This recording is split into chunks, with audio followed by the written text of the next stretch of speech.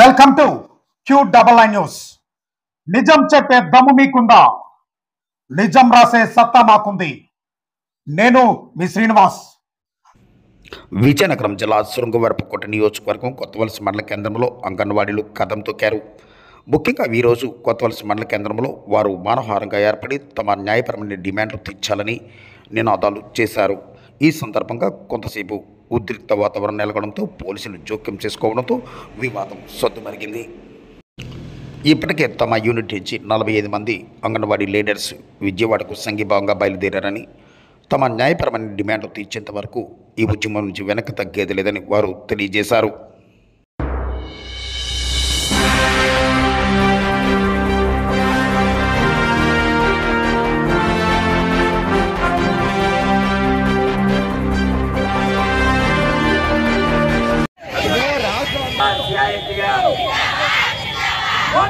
అంగన్వాడీ ఐక్యత, అంగన్వాడీ అక్రమాలను ఖండించండి, అంగన్వాడీ అక్రమాలను ఖండించండి, అంగన్వాడీ అక్రమాలను ఖండించండి.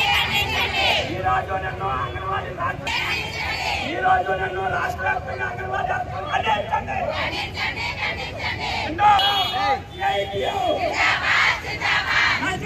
రాష్ట్ర ప్రభుత్వం వైఖరి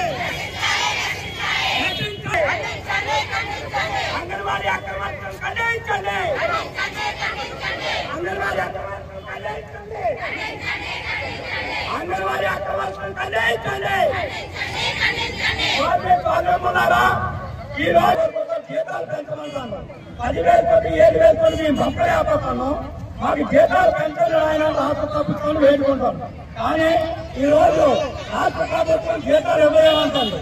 అంటే మిగతా పథకాలకి కోరుకున్నాం, డబ్బులన్నీ ఇచ్చేయడానికి ఈ రోజు ప్రభుత్వంలో డబ్బులు ఉన్నాయి, కానీ అంగన్వాడీ వరకు డబ్బులు ఇవ్వడానికి లేవట.